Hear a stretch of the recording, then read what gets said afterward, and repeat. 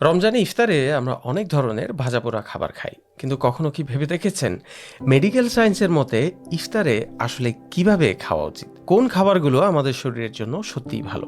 আমি জানি ভাজাপোড়া খাবার আমাদের সবারই খুব প্রিয়, তবুও চলুন একটু অন্য দিকটা দেখি। আমরা যদি সামান্য কিছু পরিবর্তন করি, তাহলে কি একই সাথে স্বাদ ও স্বাস্থ্যের যত্ন দুটোই রাখা যায়? আমি কিছু গবেষণা ঘেটে দেখলাম, আসলে বিষয়টা খুব একটা জটিল না। শুধু খাবার বেছে নেওয়ার ধরনটা একটু বদলালেই ইফতার হতে পারে অনেক বেশি স্বাস্থ্যকর, আর তাতেই আমাদের শরীর পাবে রোজার আসল উপকার। প্রথমেই শুরু করুন পানি দিয়ে। পানি মানে শুধু পানি, এখানে কোনো শরবত, ট্যাং বা রুয়াবজা না। পানির সাথে চাইলে 1 চিমটি লবণও দিতে পারেন। যদি ডাবের পানি থাকে তবে এটি যে কোনো প্যাকেটজাত জাতীয় পানীয়র চেয়ে ভালো। এতে প্রাকৃতিক ইলেকট্রোলাইট থাকে এবং ভালোভাবে শরীরকে হাইড্রেট করে। এখানে মূল বিষয় হলো চিনি দিয়ে বানানো পানীয় পরিহার করা। তারপর খান একটা খেজুর। এটি সুন্নাহ এবং বিজ্ঞানের দিক থেকেও খুব উপকারী। আমাদের রাসূল সাল্লাল্লাহু আলাইহি ওয়াসাল্লামও খেজুর ও পানি দিয়ে রোজা ভাঙতেন। খেজুর প্রাকৃতিক গ্লুকোজ দেয়, যা রক্তের সুগার ধীরে বাড়ায়। আপনার যদি ডায়াবেটিস থাকে তাহলে পরিমাণের দিকটা একটু খেয়াল রাখবেন। এরপর আমাদের খাওয়া উচিত তরল জাতীয় খাবার। গবেষণায় দেখা গেছে রোজা রাখলে অন্ত্রে উপকারী ব্যাকটেরিয়া বাড়ে, কিন্তু সঠিক খাবার না খেলে সেই উপকার ধরে রাখা যায় না। এই পর্যায়ে সবচেয়ে ভালো খাবার হলো টক দই। দইয়ের ল্যাক্টোব্যাসিলাস ব্যাকটেরিয়া থাকে, যা পেটের জন্য খুব উপকারী। আমি কিন্তু এখানে টক দইয়ের কথা বলছি, মিষ্টি দই না। এই তরল জাতীয় খাবারের মধ্যে আরও খেতে পারেন বিভিন্ন ধরনের স্যুপ, যা আমাদের পাকস্থলীকে প্রেসার কম দিবে। এরপর খান তাজা ফল। তরমুজ খুব ভালো, কারণ এতে প্রায় 92% পানি থাকে। পাকা পেঁপে হজমে সাহায্য করে। কলা পটাশিয়াম দেয়। কমলা ভিটামিন সি দেয়। এগুলো যে কোনো প্যাকেটজাত ফলের জুসের চেয়ে অনেক ভালো, কারণ এতে আঁশ থাকে। আরেকটা চমৎকার খাবার হলো দই চিড়া। চিড়া প্রিবায়োটিক হিসেবে কাজ করে, আর দই হলো প্রোবায়োটিক। এই দুটি একসাথে খেলে একে বিজ্ঞানীরা সিনবায়োটিক প্রভাব বলেন, যা আরও বেশি উপকারী। এরপরে এই বেশিরভাগ মানুষ ভুল করে, এই হালকা খাবার খেয়েই সরাসরি ভারী খাবারে চলে যায়। এটা করবেন না।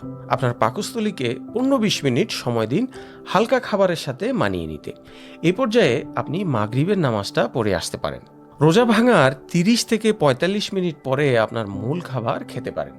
আপনার প্লেটকে 3 ভাগে ভাবুন: অর্ধেক সবজি, 1/4 প্রোটিন, 1/4 কমপ্লেক্স কার্বোহাইড্রেট। প্রোটিনের জন্য মাছ সবচেয়ে ভালো, রুই, তেলাপিয়া, পাঙ্গাস বা আপনার আশেপাশে যা পান। মুরগি গ্রিল বা হালকা রান্না, ডিম সিদ্ধ, ডিমের ঝোল বা হালকা ভাজি।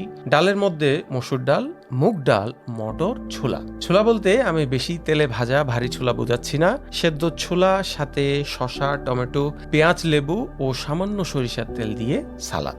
কমপ্লেক্স কার্বোহাইড্রেটের জন্য লাল চালের ভাত, সবজি দিয়ে খিচুড়ি এবং হালিম খেতে পারেন। আরেকটা বিষয় অনেকেই জানেন না, পান্তা ভাত একটা বেস্ট খাবার যাতে প্রোবায়োটিক রয়েছে। গাজন প্রক্রিয়ায় এতে উপকারী ব্যাকটেরিয়া তৈরি হয়। অর্থাৎ আমাদের দাদা দাদিরা বিজ্ঞান না জেনেই অন্ত্রের জন্য ভালো খাবার খেতেন।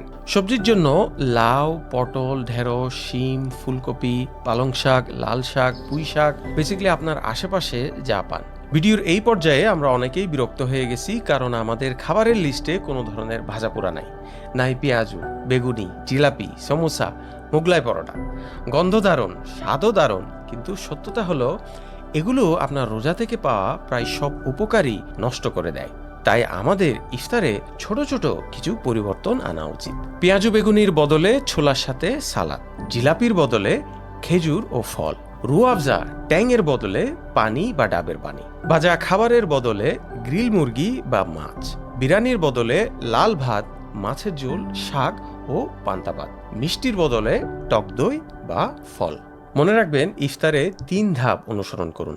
প্রথমে পানি ও খেজুর দিয়ে রোজা ভাঙুন, তারপর দই, ডাল, স্যুপ বা ফলের মতো হালকা খাবার, তারপর 30 মিনিট পরে ভারসাম্যপূর্ণ মূল খাবার। কয়েকদিনের মধ্যেই আপনি শক্তি, হজম, ঘুম এবং সামগ্রিক স্বাস্থ্যের পার্থক্য অনুভব করবেন। মনে রাখবেন, রোজা শরীরের জন্য বড় একটি নিয়ামত। আমাদের ইফতারের খাবার এমন হওয়া উচিত যা অপকারের চেয়ে উপকারে আসে। তাই বলবো, আপনার রোজাকে সম্মান করুন সঠিক খাবার দিয়ে। ভালো থাকবেন, সুস্থ থাকবেন।